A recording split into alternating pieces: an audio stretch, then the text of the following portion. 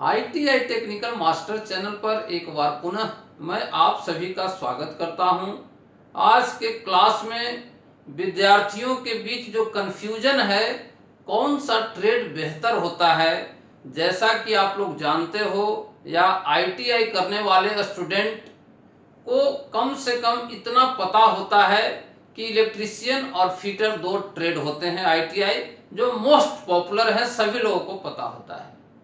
ऐसे कई सारे ट्रेड्स हैं जो कि मैं बाद में बताऊंगा कौन सा ट्रेड आप सेलेक्ट कर सकते हो। बहुत सारे ट्रेड चलते हैं, लेकिन जो कॉमन और पॉपुलर ट्रेड है वो इलेक्ट्रीशियन और फिटर है। इसके बीच में मैं आज कंपेयर करूंगा और आपको ट्रेड चूज करने में ये वीडियो मदद करेगा। ठीक है, सबसे पहले हम लोग इलेक्ट्रीशियन की बात करते हैं।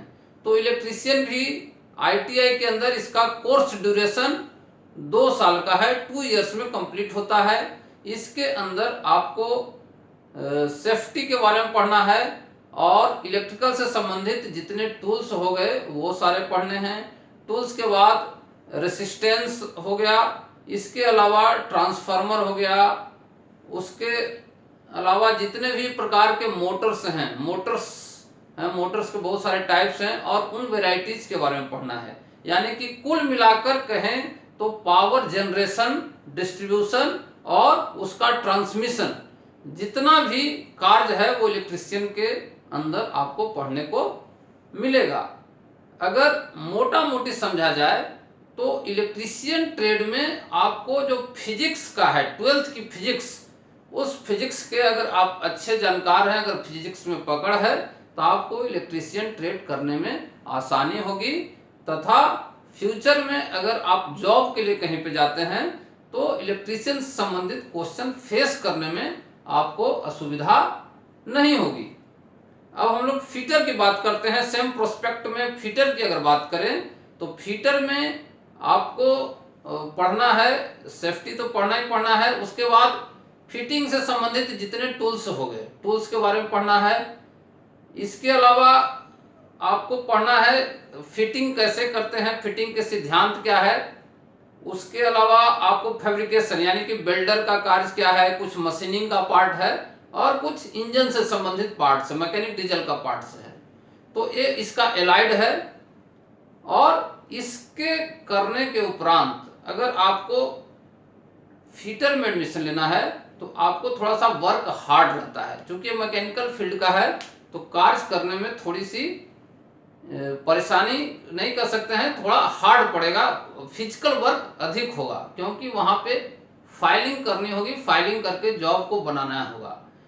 जॉब बनाने का सेंस है, आपको सिखाया जाता है कि कोई भी पार्ट्स हो, किसी भी मशीन का या मशीन हो तो मशीन का इंस्टॉलेशन कैसे करेंगे, कोई पार्ट्स खराब हो गया तो उसका रिप्लेसमेंट कैसे करेंगे, या दो ट्रांसमिशन सिस्टम है उसको अलाइन कैसे किया जाएगा, इन सारी चीज़ों को आपको पढ़ना होगा।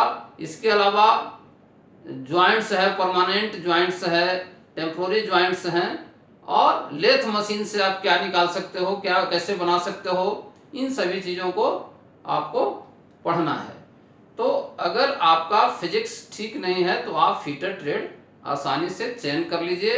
आप उसमें आप पढ़ करके समझ सकते हैं, उससे इसकी थ्योरी आसान है। इलेक्ट्रीशियन में कुछ न्यूमेरिकल्स भी आते हैं, न्यूमेरिकल्स बहुत सारे हैं जो कि आपको मैथ में भी अच्छी पकड़ होनी चाहिए। अब हम लोग जॉब की बात करते हैं, जॉब कहाँ मिलेगा।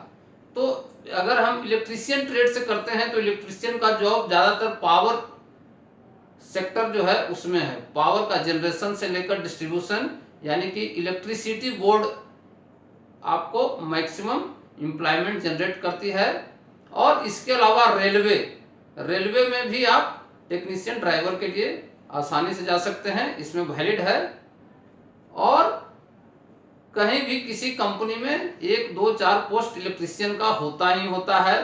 हेल्थ डिपार्टमेंट में हो या अन्य महकमे में, जहां पे भी मशीनिंग से संबंधित कार्य है, ज़्यादा से ज़्यादा ऑपरेटिंग सिस्टम इलेक्ट्रिसिटी पे ही आधारित होता है और वहाँ पे भी इलेक्ट्रीशियन का 2-4 पोस्ट होता ही होता है।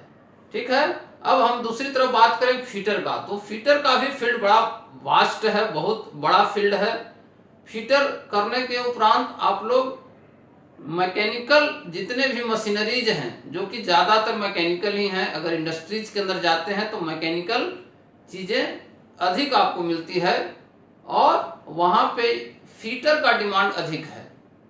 इसके अलावा रेलवे में भी आप फीटर से भी कर सकते हैं। रेलवे में भी टेक्नीशियन और ड्राइवर दोनों के लिए एलिजिबल है फीटर करने के उपरांत भी। इसके अलावा अगर बात करते हैं तो डिफेंस में हो, पीएसयूज में हो या प्राइवेट सेक्टर में हो, इलेक्ट्रीशियन की वैकेंसी से फीटर की वैकेंसी अधिक होती है। नंबर ऑफ सीट्स जब भी अप्लाई करना होगा तो इलेक्ट्रीशियन से अधिक फीटर का नंबर ऑफ सीट्स रहता है।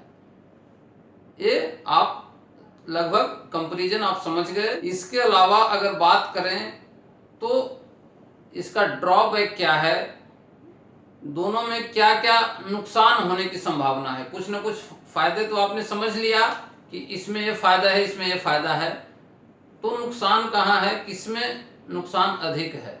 तो इस तरह से अगर बात करेंगे और समझेंगे तो नुकसान इसमें सिर्फ और सिर्फ एक ही दिखता है कि पर ईयर जो पासिंग स्टूडेंट होते हैं वो इलेक्ट्रीशियन में अधिक होते हैं। यानी कि अगर 100 स्टूडेंट पास कर रहा है तो आप मान के चलिए कि 80 स्टूडेंट आपका इलेक्ट्रीशियन ट्रेड का होगा और 20 स्टूडेंट फीटर ट्रेड का होगा। यानी कि 4:1 रेशियो है, ठीक है। यानी कि 4 पे 1, अगर 4 इलेक्ट्रीशियन पास आउट हो रहा है तो 1 फीटर पास आउट हो रहा है। और नंबर ऑफ वैकेंसीज जो है बाहर में वो लगभग बराबर होता है। अगर पावर सेक्टर को छोड़ दें तो इलेक्ट्रीशियन और फीटर का वैकेंसी लगभग बराबर होता है और कई मानों में फीटर का ही वैकेंसी अधिक होता है। तो आप अगर जॉब के लिए अप्लाई करेंगे तो आप इलेक्ट्रीशियन से किए हैं तो आपको अधिक कंपटीशन फेस करना होगा फीटर के मुकाबले, ठीक है। मैं अब समझता हूं कि आप लोग इन परिस्थितियों को ध्यान में रखते हुए आपको ये वीडियो आपका ट्रेड चुनने में मदद करेगा। आप अपना बेटरमेंट खुद समझ सकते हैं, कौन सा ट्रेड आपके लिए बेटर है। आप फोकस कीजिए जिसमें आपको इंटरेस्ट है, दोनों कर सकते हैं, दोनों ही अच्छे ट्रेड हैं। Thank you very much. अगर आपको यह वीडियो अच्छा लगा हो तो इसे जरूरतमंद जो भी इस तरह के कन्फ्यूजन में हैं उनका कन्फ्यूजन दूर कर सकते हैं। Thank you very much.